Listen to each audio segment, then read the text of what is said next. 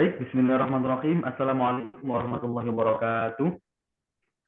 Pada kesempatan ini, kami dari kelompok 5 akan mempresentasikan hasil diskusi kelompok kami terkait dengan aplikasi min dan varian pada distribusi sampling Particle Swarm Optimizer atau PSO.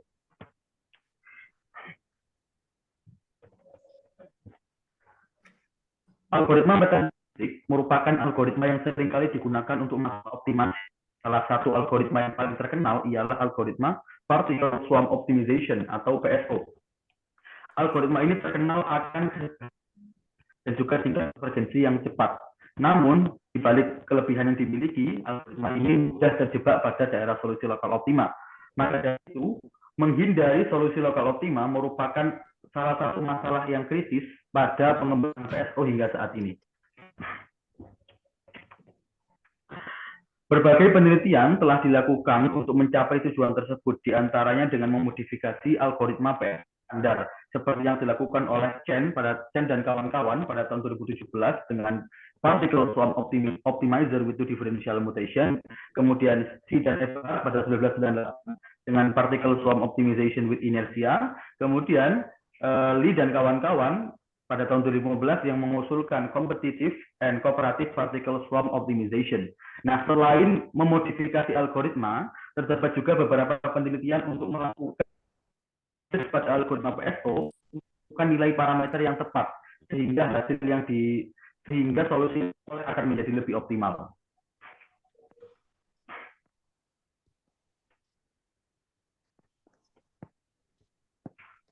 Blackwell pada tahun 2013 melakukan analisis kestabilan pada algoritma PSO menggunakan nilai ekspektasi dari XT. Dan ia menunjukkan perubahan nilai EXT yang dinamis pada setiap iterasi PSO. Hasil yang diperoleh dari penelitian ini ialah ketika nilai XT konvergen ke titik tetap, maka dapat dikatakan PSO telah stabil pada order 1. Next.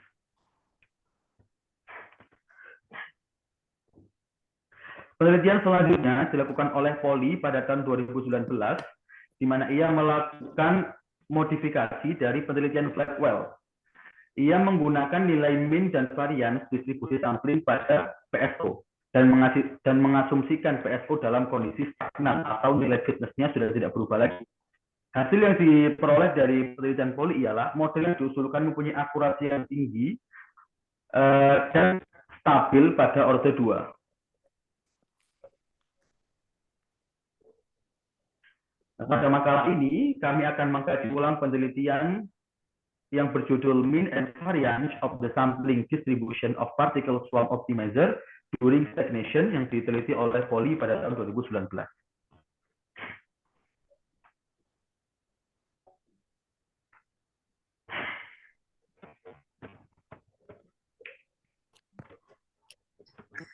Ya, baik. Di sini masuk pada kajian teori, yang mana di sini teori yang dipakai adalah ada beberapa teori yang digunakan dalam penyelesaian mean dan variance dari distribusi sampling dengan menggunakan PSO. Yang pertama mengenai PSO sendiri, konsep awal pertama kali diperkenalkan itu oleh Kennedy dan Albert Hart itu pada tahun 1995. Dan algoritmanya terinspirasi dari perilaku sosial dari hewan atau sekelompok burung atau sekelompok ikan, dan lebih tepatnya itu sekelompok atau segerombolan hewan yang bergerombol atau swarm. Kemudian PSO sendiri telah populer menjadi teknik optimasi global dengan sebagian besar permasalahan yang diselesaikan itu diperoleh dengan baik. Kemudian ada istilah-istilah yang digunakan dalam PSO. Yang pertama itu adalah istilah swarm, yang mana swarm itu merupakan populasi atau kumpulan partikel. Nah, partikel itu sendiri adalah anggota pada suatu swarm itu. Setiap partikel itu merepresentasikan suatu solusi yang potensial pada permasalahan yang akan diselesaikan. Jumlah partikel itu akan menunjukkan ukuran swarm. Kemudian ada istilah personal best. Personal best ini merupakan posisi terbaik pada tiap partikel dalam tiap iterasi yang dipersiapkan untuk mendapatkan suatu solusi optimal. Kemudian ada istilah G-best atau global best, yang mana ini merupakan posisi terbaik partikel pada swarm. Global best juga merupakan didapatkan dengan mengambil posisi terbaik dari personal best. Kemudian ada istilah vektor kecepatan, yang mana ini merupakan vektor yang menggerakkan proses optimasi yang menentukan arah di mana suatu partikel itu diperlukan untuk berpindah, untuk memperbaiki posisinya itu pada posisi semula. Nah, kemudian selanjutnya adalah inertial weight atau beban inersia, yang merupakan parameter yang digunakan untuk mengontrol dampak dari adanya velocity yang diberikan oleh suatu partikel. Selanjutnya,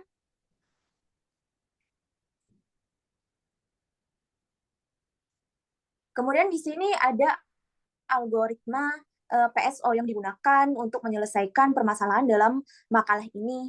Yang pertama, algoritmanya adalah dengan inisialisasi himpunan populasi partikel dengan posisi dan kecepatan acak pada dimensi D di ruang masalah. Kemudian yang kedua itu melakukan looping.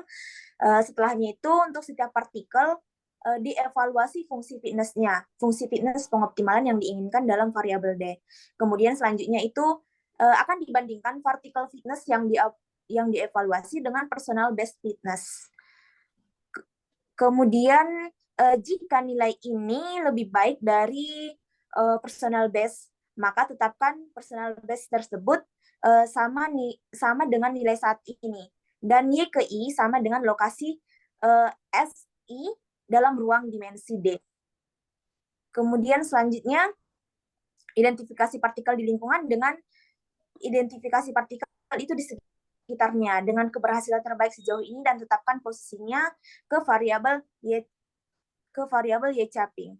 Lalu selanjutnya ubah kecepatan dan posisi partikel menurut persamaan berikut, yang mana persamaannya adalah V T plus 1 sama dengan W Vt plus C1, T dikali dengan Y dikurang X ditambah dengan C2, T dikali dengan Y capping dikurang X. Kemudian untuk persamaan selanjutnya itu XT plus 1 sama dengan XT plus VT plus 1. Lalu selanjutnya jika kriteria ini terpenuhi maka hentikanlah looping tersebut. Kemudian yang terakhir adalah dengan mengakhiri looping. Selanjutnya yaitu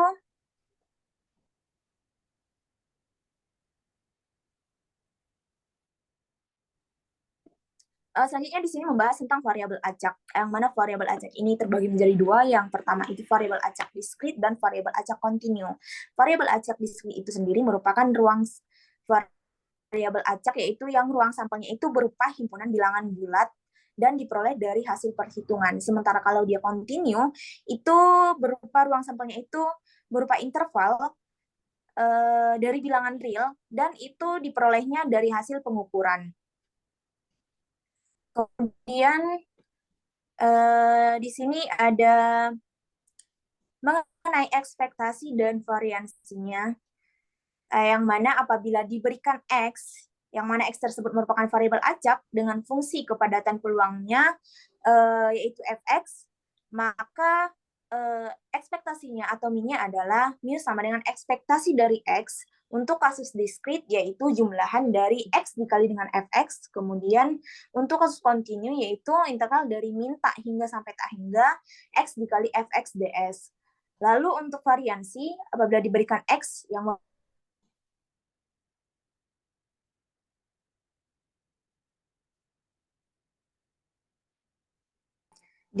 X merupakan variabel acak dengan distribusi peluang Fx dan rataan mu, maka variansi dari X itu sama dengan ekspektasi dari dikurang dengan mu dikuadratkan, atau ekspektasi dari X kuadrat dikurang dengan ekspektasi dari X yang dikuadratkan. Selanjutnya,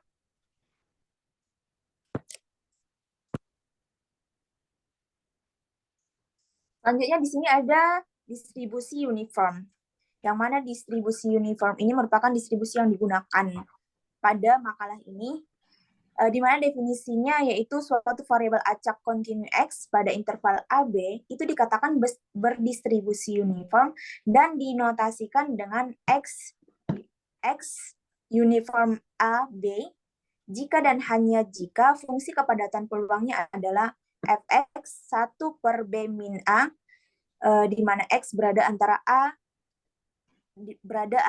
A, B, dan bernilai 0 untuk X selainnya.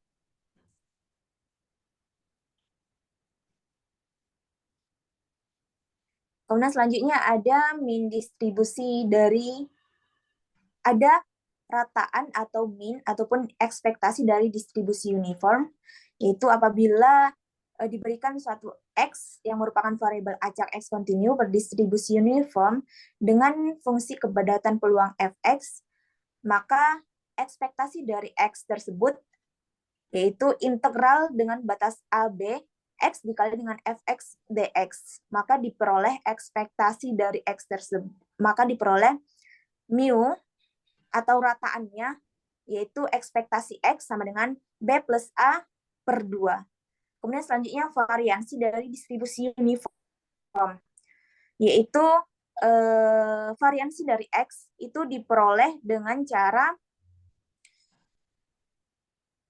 mencari integral dari X pangkat 2. Kemudian setelah diperoleh nanti, maka akan dimasukkan ke dalam ekspektasi dari variabel X-nya sendiri. Lalu nanti akan diperoleh variansi X sama dengan B min A pangkat 2 per 12. Oke, selanjutnya di sini ada sampel acak, yang mana sampel acak itu yaitu jika X1, X2 sampai dengan Xn itu merupakan variabel acak yang IID. Maka variabel acak tersebut disebut dengan sampel acak dari populasi yang tak berhingga yang berdistribusi tertentu. Kemudian statistik dan distribusi sampling. Statistik sendiri merupakan variabel acak yang merupakan fungsi dari sampel acak. Lalu ada distribusi sampling. Distribusi sampling sendiri itu adalah distribusi peluang untuk nilai statistik yang diperoleh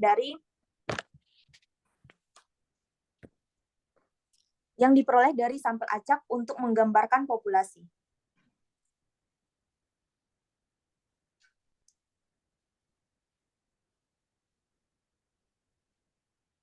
Kemudian selanjutnya ada min dan variansi dari suatu sampel acak, yaitu jika X1, X2 sampai dengan Xn merupakan sampel acak, maka akan diperoleh min dan variansi dari sampel acak tersebut yang didefinisikan sebagai X bar sama dengan jumlahan dari XI per N.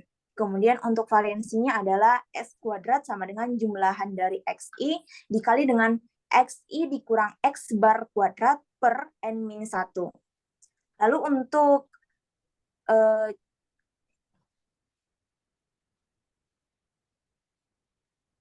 maka untuk min dan variansinya untuk ekspektasi dari X bar itu itu sama dengan mu, kemudian untuk variansi dari X bar itu sama dengan sigma kuadrat per N.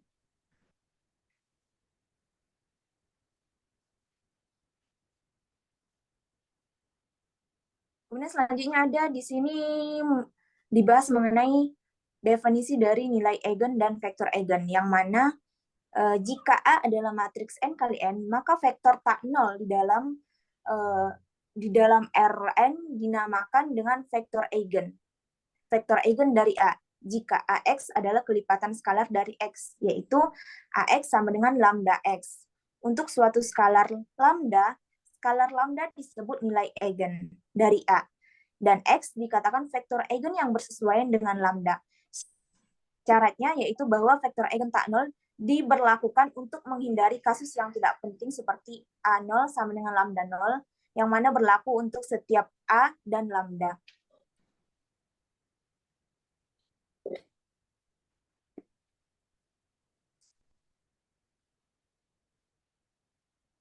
Lalu pada teorema 25 itu jika A adalah sebuah matriks yang berukuran N kali N, maka lambda adalah nilai eigen dari A.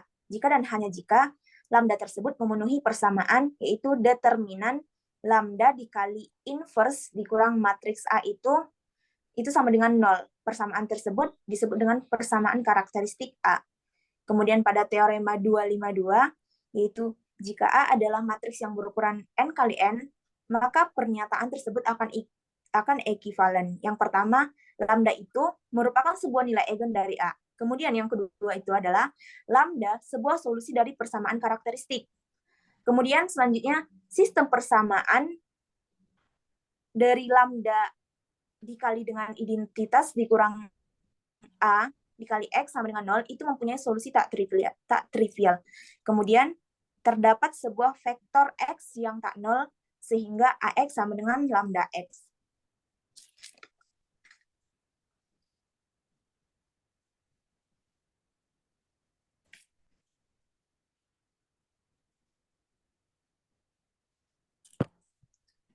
Kemudian sistem dinamik, yaitu yang mana sistem dinamik ini merupakan suatu sistem yang dapat diketahui nilainya pada masa yang akan datang apabila diberikan suatu kondisi pada masa sekarang atau masa yang telah lalu. Kemudian sistem dinamik itu sendiri dia terbagi menjadi sistem dinamik diskrit. Nah, yang mana di sini dibahas mengenai sistem dinamik diskrit yang multidimensi linear. Bentuk umumnya yaitu xn plus 1 sama dengan AXN plus B. Yang mana A sendiri merupakan matriks K kali K. Kemudian xn dan B itu terdefinisi pada RK dengan N sama dengan itu 0, 1, dan seterusnya.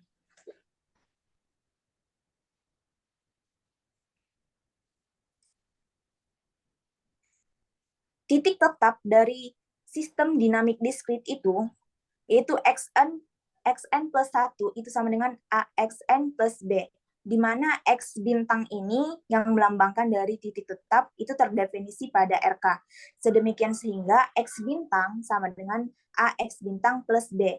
Itu akan diperoleh X bintang sama dengan inverse dari identitas dikurang matriks A dikali dengan B, jika identitas dikurang matriks A itu tidak sama dengan 0. Kemudian untuk solusi sistemnya yaitu apabila diberikan suatu sistem dinamik diskrit xn plus 1 sama dengan AXN plus B dan diberikan nilai awal x0, maka x1-nya yaitu sama dengan AX0 plus B. Kemudian selanjutnya x2-nya. Tadi x1-nya telah diketahui AX0 plus B, maka kita substitusikan untuk setiap x1 ke dalam persamaan x2 sama dengan AX1 sehingga diperoleh A dikali AX0 tambah B itu sama dengan A kuadrat X0 tambah AB tambah B dan seterusnya hingga XN sama dengan AN X0 plus 1 min A pangkat N dikali dengan 1 min A dikali dengan inverse 1 min A dikali dengan B.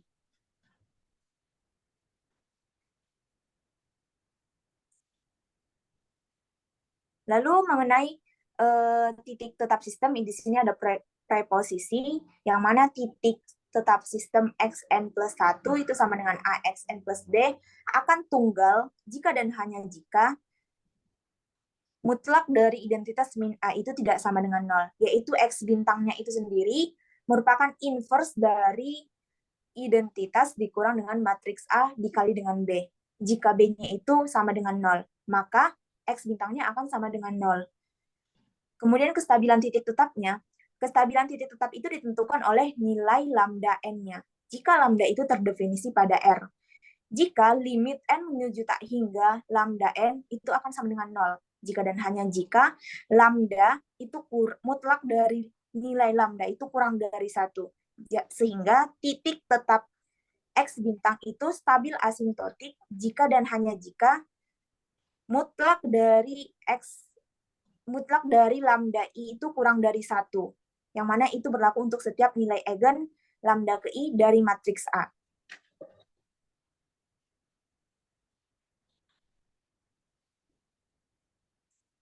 Kemudian selanjutnya di sini ada dibahas mengenai rekursi, yang mana rekursi merupakan suatu objek yang dikatakan rekursi itu apabila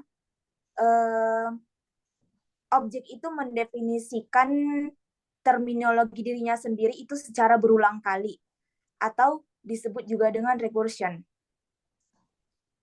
Kemudian fungsi rekursi itu didefinisikan oleh dua bagian. Yang pertama itu ada istilah basis, kemudian ada istilah recurrence. Di mana basis ini berisi nilai fungsi yang terdefinisi secara eksplisit. Kemudian, basis ini juga merupakan bagian yang sekaligus menghentikan rekursi tersebut atau memberikan sebuah nilai yang terdefinisi pada fungsi rekursi. Kemudian recurrence sendiri itu merupakan fungsi dalam terminologi dirinya sendiri, berisi kaidah untuk menemukan nilai fungsi pada suatu input dari nilai-nilai lainnya pada input yang lebih kecil. Oke, selanjutnya akan dibahas analisis dinamik pada algoritma PSO menggunakan karakteristik min dan variansi dari distribusi sampling partikel PSO. Nah, dari dasar teori tadi udah dibahas tentang persamaan umum PSO yang memuat VT+1 dan XT+1 dengan asumsi bahwa psi1 dan psi2-nya itu merupakan vektor yang elemennya berupa bilangan acak berdistribusi seragam di C, I. Nah, persamaan ini nanti akan dianalisis dengan asumsi partikel pada PSO itu berada dalam keadaan stagnan atau nilai fitness-nya itu sudah tidak berubah, sehingga setiap partikelnya secara efektif akan bergerak secara mandiri atau independen. Nah, algoritma iteratif seperti partikel swarm itu beroperasi dengan mengambil sampel titik-titik pada ruang masalah dan memanfaatkan hasil yang diperoleh untuk memandu eksplorasi. Ketika seluruh titik-titik terbaik neighborhood ini berada di wilayah yang sama saat pencarian, maka langkah yang lebih kecil inilah yang akan diambil. Nah, lintasan partikel XT dapat digambarkan sebagai jalur siklik yang berpusat di sekitar min bobot acak atau random weighted pada setiap dimensi dari titik terbaik individu dan titik terbaik neighborhood sebelumnya. Selanjutnya akan dibahas mengenai dinamika min atau ekspektasi dari XT distribusi sampling PSO. Nah, dari persamaan umum PSO tadi dapat ditulis kembali menjadi sebuah persamaan diferensial dengan menggunakan relasi VT sama dengan XT min 1. Sehingga dapat diperoleh persamaan XT+1 sebagai yang ditunjukkan di persamaan 3.3, dan jika diterapkan operator ekspektasi pada kedua sisi persamaan, maka diperoleh persamaan berikut dengan ekspektasi XT-CI, T itu sama dengan ekspektasi XT dikalikan dengan ekspektasi CI, T, karena CI, T dan XT ini saling independen.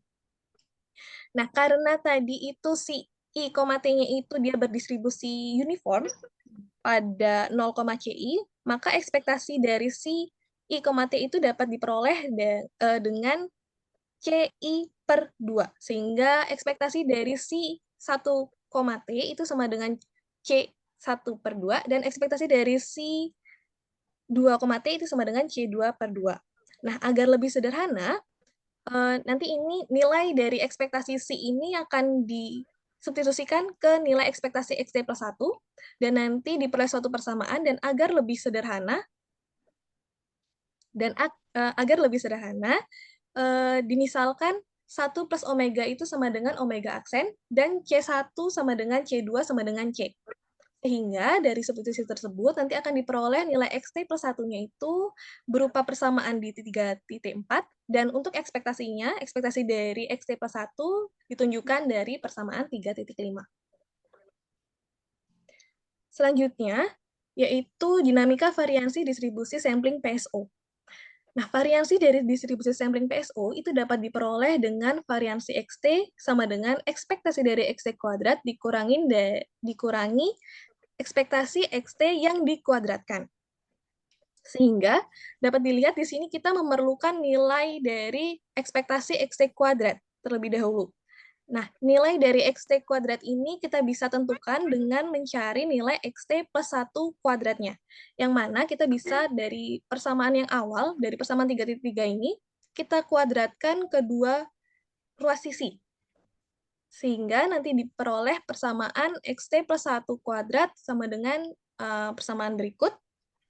Lalu kita kasih operator ekspektasi.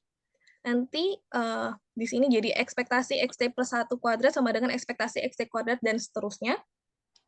Dan karena si I, T-nya ini dia berdistribusi uniform pada 0,CI, maka ekspektasi dari si I, T itu sama dengan C per 2, atau di sini kita misalkan dengan mu, dan ekspektasi dari si kuadrat I, T itu dapat diperoleh dari nilai, kita komputasi nilai variansinya, itu diperoleh hasil C kuadrat per 3, yang mana di sini kita misalkan dengan V. Setelah itu, nilai ini kita substitusikan dengan persamaan yang XT plus 1 kuadrat yang sudah diberikan operator ekspektasi, sehingga diperolehlah nilai ekspektasi dari XT plus 1 kuadrat sebagai berikut. Nah, dapat dilihat di sini sebelumnya, ekspektasi dari, untuk mencari nilai ekspektasi XT kuadrat itu dapat diperoleh dari rekursi ekspektasi XT plus 1 kuadrat. Dan dapat dilihat di sini untuk menemukan hasil dari ekspektasi XT plus 1, itu kita memerlukan nilai ekspektasi XT min 1. Sehingga nilai ini kita bisa dapat peroleh dengan mencari nilai XT min 1-nya terlebih dahulu. Dari persamaan, kita balik lagi ke persamaan 3.3, misalkan kita kalikan kedua ruas sisinya ini dengan nilai XT. Sehingga nanti akan diperoleh persamaan sebagai berikut.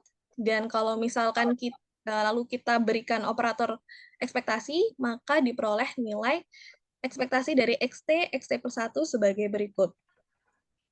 Dengan adanya tambahan persamaan ekspektasi XT plus 1 ini, maka dinamika varians dapat diperoleh dari rekursi untuk XT kuadrat, dan XT min 1 XT. Sehingga diperoleh persamaan sebagai berikut. Dan dengan menggunakan standar deviasi XT, yang mana itu merupakan akar dari ekspektasi XT kuadrat dikurangin ekspektasi XT yang dikuadratkan, atau sederhananya akar dari variansi, maka dapat ditentukan juga dinamika standar deviasi dari distribusi sampling PSO saat kondisi stagnan. Selanjutnya akan dibahas mengenai titik tetap distribusi sampling PSO. Misalkan P ini adalah titik tetap untuk ekspektasi dari XT.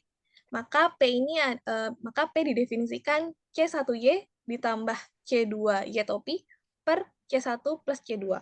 Karena C1 sama dengan C2 sama dengan C, tadi kita misalkan di awal, maka titik tetap untuk ekspektasi XT itu sama dengan Y plus Y topi per 2. Nah, sistem persamaan rekursinya yang tadi itu menunjukkan yang ini dia menunjukkan bahwa nilai ekspektasi dari XT itu dia independen dari XT kuadrat dan XT min 1. Bisa dilihat di sini dia tidak bergantung kepada nilai XT kuadrat dan XT min 1. Namun hal ini tidak berlaku untuk sebaliknya. Sehingga nilai XT kuadrat dan maka ekspektasi dari XT kuadrat dan ekspektasi dari XT min 1 ini tidak dapat berada pada titik tetap apabila XT-nya ini juga nggak berada pada titik tetap. Sehingga untuk memperoleh nilai titik tetap untuk XT kuadrat dan XT min 1, yang di sini kita misalkan dengan PX kuadrat, maka di sini kita bisa ganti nilai dari XT dan XT min 1-nya itu dengan nilai P. Sehingga diperoleh persamaan sebagai berikut. Dan kalau misalkan nilai PX, kita misalkan titik tetap untuk XT kuadrat dan XT min 1-nya ini adalah PX kuadrat dan PXX, maka diperoleh persamaan sebagai berikut. Nah, dari sini kita substitusikan nilai PXX sama dengan PX kuadrat 1 min C per W aksen ini ke dalam persamaan yang atas. Sehingga nanti akan diperoleh persamaan berikut. Setelah diperoleh persamaan ini, persamaan PX kuadrat ini kita substitusikan ke persamaan PXX-nya yang atas. Sehingga diperolehlah nilai PXX-nya adalah sebagai berikut, dengan deltanya itu adalah 1 min sekian. Dan berikut, sehingga disederhanakan menjadi C cross dan lanjutnya. Selanjutnya, titik tetap distribusi sampling PSO. Nah, agar sebuah partikel itu dapat konvergen, maka harus memenuhi limit T menuju T hingga XT itu sama dengan P. Namun, dalam hal ini, karena kita membahasnya tentang menggunakan min dan varian, hal ini tidak cukup hanya dengan limit T menuju T hingga ekspektasi dari XT sama dengan P. Sehingga perlu tambahan limit T menuju T hingga standar deviasi dari XT-nya itu sama dengan 0. Nah, karena kita butuhnya standar deviasi XT sama dengan 0, maka kita perlu limit T menuju T hingga ekspektasi dari XT kuadrat sama dengan P kuadrat. Yang dalam hal ini, berarti karena tadi kita misalkan ekspektasi dari XT kuadratnya itu adalah PX kuadrat, maka PX kuadratnya ini adalah sama dengan P kuadrat. Dengan menyederhanakan persamaan PX kuadrat yang di awal ini, yang ini, maka diperoleh persamaan sebagai berikut. Nah, secara umum dapat dilihat bahwa persamaan PX kuadratnya tadi itu tidak sama dengan P kuadrat, di mana P-nya tadi itu adalah, kita misalkan titik tetap dari ekspektasi XT, yang mana dia nilainya adalah Y plus Y topi per 2. Tapi ini berlaku PX kuadrat sama dengan P kuadrat jika Y topi sama dengan Y sama dengan P. Sehingga selain partikel terbaik di swarm, standar deviasi dari distribusi sampling atau standar deviasi XT-nya ini tidak konvergen ke 0, melainkan dia akan konvergen ke titik PSD di sini, di mana PSD didefinisikan sebagai berikut, dan diperoleh PSD-nya ini sama dengan setengah akar sekian ini dikalikan dengan mutlak Y topi min Y. Dengan mengasumsikan C-nya itu sama dengan W aksen, dia sama dengan 1 tambah omega. Maaf, dengan mengasumsikan bahwa C sama dengan omega aksen, sama dengan 1 tambah omega, maka titik tetap untuk ekspektasi dari XT XT-1, yaitu PXX-nya itu disederhanakan menjadi PXX sama dengan P kuadrat. Sehingga diperoleh persamaan PX kuadrat sebagai berikut, dan jika kita masukkan, jika kita sederhanakan akan memperoleh hasil sebagai berikut. Dengan demikian, kita dapat menghitung nilai PSD-nya itu dengan akar PX kuadrat dikurangi P kuadrat. Selanjutnya, analisis kestabilan distribusi sampling PSO. Nah, persamaan rekursi yang di awal, yang ada 3 persamaan itu tadi, dapat ditulis ulang menjadi sebuah dengan notasi matriks, yaitu ZT plus 1 sama dengan MZT plus B. Dengan ZT-nya itu didefinisikan sebagai berikut, M-nya itu merupakan matriks, B, terus A di sini itu mendefinisikan yang ada di matriks, yang ini A, B, dan C. Nah, titik tetap pada persamaan rekursi dikatakan stabil apabila seluruh nilai eigen dari matriks M memenuhi lambda M sama dengan maksimum dari I mutlak lambda I kurang dari 1. Nah, misalkan I ini adalah matriks identitas, maaf di sini ada typo, harusnya di sini 0, maka persamaan karakteristik M itu dapat diperoleh dengan menggunakan mutlak dari M, matriks M-nya tadi, dikurangi dengan lambda I sama dengan 0. Sehingga diperolehlah persamaan matriks seperti ini, yang dimana dia disamadengankan 0, sehingga diperoleh lambda 1 dan 2-nya itu adalah 1 plus omega min C, kurang lebih plus minus akar omega, maaf di sini omega harusnya, omega min C kuadrat min 2C min 2 omega plus 1 per 2. Nah, karena di sini dia 5 kali 5, seharusnya dia ada 5 lambda. Cuman untuk 3 lambda lainnya itu tidak diselesaikan karena memiliki nilai yang terlalu besar. Nah, berdasarkan nilai lambda yang diperoleh, dapat diperhatikan bahwa tidak ada nilai eigen yang bergantung pada nilai Y topi, maupun P. Sehingga kestabilan sistem persamaan rekursinya yang tadi, itu dia tidak bergantung pada lokasi individu terbaik maupun swarm terbaik pada ruang pencarian.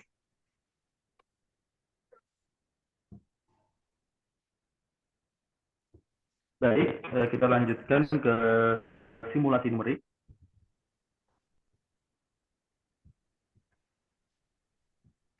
Untuk mengevaluasi kondisi nilai awal persamaan yang telah dijelaskan tadi, maka harus ditentukan terlebih dahulu inisialisasi nilai awal dari partikel swarm yang akan dijalankan. Yang pertama yaitu T sama dengan 0, posisi awal partikel X0 dipilih secara acak uniform dalam rentang simetris min omega sampai omega. Kemudian kecepatan awal partikel V0 juga dipilih dengan cara yang demikian rupa. Pada posisi ini, maka didapatkan nilai ekspektasi dari X0 sama dengan 0, begitu pula dengan nilai ekspektasi dari V0. Kemudian kita cari nilai awal dari, nilai dari ekspektasi X-1, yaitu ekspektasi dari X-1 sama dengan ekspektasi dari X0 plus V dengan 0, maka sama dengan ekspektasi dari V1. Didapatkan ekspektasi dari V1 sama dengan C/2 dikali Y plus Y topi.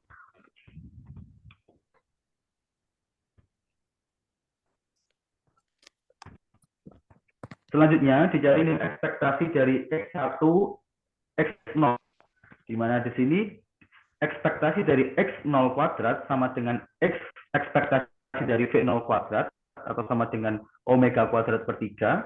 Lalu ekspektasi dari X1 dikali X0 sama dengan omega kuadrat per 3 plus ekspektasi dari V1 X0, di mana ekspektasi dari V1 X0 sama dengan min C omega kuadrat per 3, sehingga didapatkan ekspektasi dari X1 X0 sama dengan omega kuadrat per 3 dikurangi C omega kuadrat per 3 sama dengan 2 min C dikalikan omega kuadrat per 3. Selanjutnya dicari nilai ekspektasi X1 kuadrat, di mana ekspektasi dari X1 kuadrat ialah ekspektasi dari X0 plus V1 kuadrat, atau sama dengan 1 min 2C dikali dengan omega kuadrat per 3 plus ekspektasi dari V1 kuadrat, di mana ekspektasi dari V1 kuadrat sama dengan 6 omega kuadrat dikalikan dengan omega besar kuadrat plus 9C kuadrat Y dikali dengan Y topi plus 6C kuadrat dikali dengan Y kuadrat plus Y topi kuadrat plus 4C kuadrat dikalikan dengan omega besar kuadrat. Sehingga didapatkan hasil dari ekspektasi X1 kuadrat sama dengan 6 min 12C plus 6 omega kecil kuadrat plus 4C kuadrat dikalikan dengan omega besar kuadrat plus 6Y kuadrat plus Y topi tambah 6 Y topi kuadrat dikalikan dengan C kuadrat.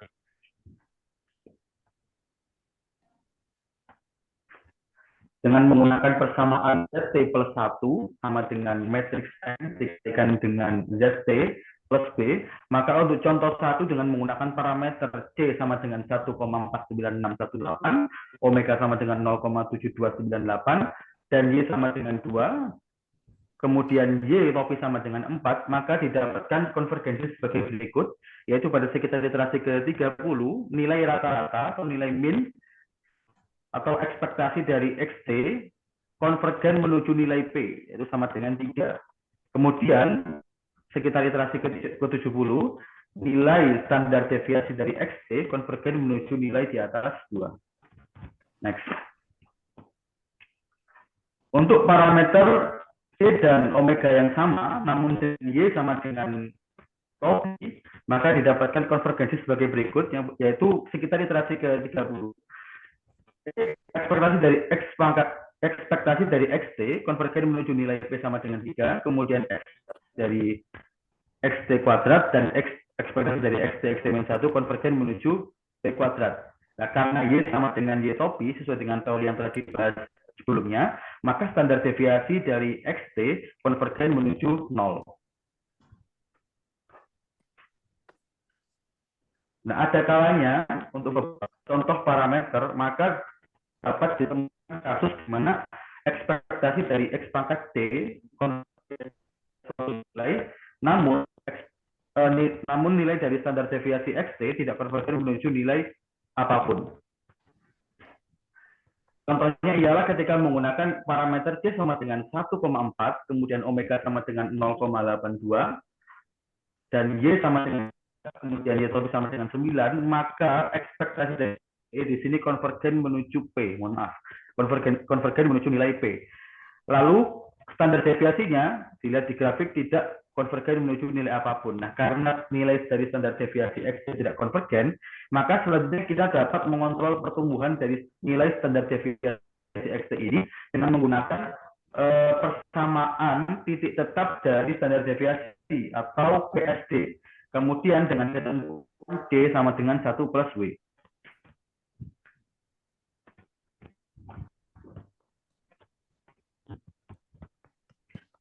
Lalu mengambil parameter C sama dengan 1,5, kemudian omega sama dengan 5, lalu Y sama dengan min 3 dan Y topi sama dengan 9, maka diperoleh nilai PX kuadrat sama dengan 45 dan PSD sama dengan akar dari 45 min 9 yaitu sama dengan 6. Maka ketika kita plot grafiknya, maka nilai dari ekspektasi XT akan tetap konvergen menuju Y, namun nilai dari standar deviasi XT yang awalnya dari konvergen ke 0 maka menjadi konvergen ke nilai tetap PSD.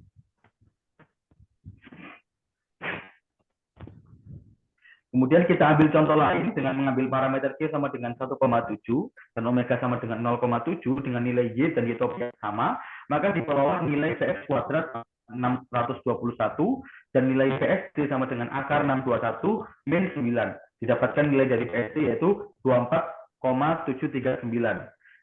Konvergensinya didapatkan ialah nilai EXT, nilai ekspektasi dari XT konvergen menuju nilai P atau tetap, namun nilai dari standar deviasi XT konvergen menuju 4,739 atau nilai dari PSD. Validasi untuk memvalidasi model yang digunakan pada makalah ini, maka kami membandingkan model dengan nilai R pada percobaan PSO, proses arbitrasinya, dengan menggunakan parameter C sama dengan 1,49618, kemudian omega sama dengan 0,7298, Y sama dengan 0, dan Y topi sama dengan 1, dengan jumlah partikel atau NP, biasanya disingkat dengan NP, sebanyak 1 juta partikel. Nah, didapatkan hasil yang ditunjukkan pada dua grafik, yaitu grafik perbandingan aktual min dan predicted min, dan juga grafik aktual VAR yang dibandingkan dengan predicted VAR. Dapat dilihat bahwa model yang diusulkan ternyata mendekati nilai aktual min dan juga aktual VAR, sehingga model ini mempunyai akurasi yang cukup tinggi.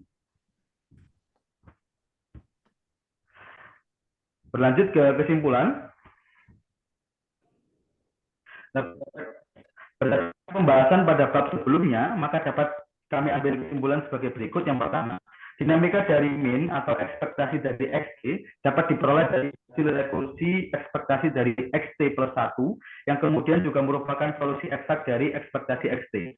Nah, dinamika varians dapat diperoleh dari rekursi untuk ekspektasi dari XT, kemudian ekspektasi dari XT kuadrat, dan ekspektasi dari XT min 1 dikalikan dengan ST, yang dapat dibentuk menjadi gabungan suatu himpunan persamaan diferensial.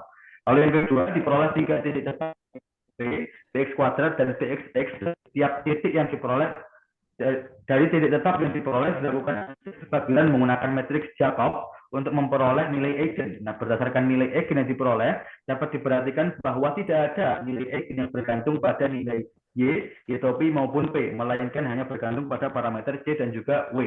Sehingga kestabilan sistem tidak bergantung pada lokasi individu terbaik maupun ruang terbaik pada ruang pencarian PSO. Kemudian yang ketiga, perhitungan numerik yang dilakukan menunjukkan bahwa model yang dikonstruksi pada makalah ini telah sesuai dengan hasil analitik secara teoretik. Baik, mungkin itu presentasi dari kami. Burung kasuari, burung cendrawasih, bisa dicari di Pulau Tua. Cukup sekian, terima kasih. Semoga bermanfaat untuk kita semua. Kurang lebihnya mohon maaf. Wassalamualaikum warahmatullahi wabarakatuh.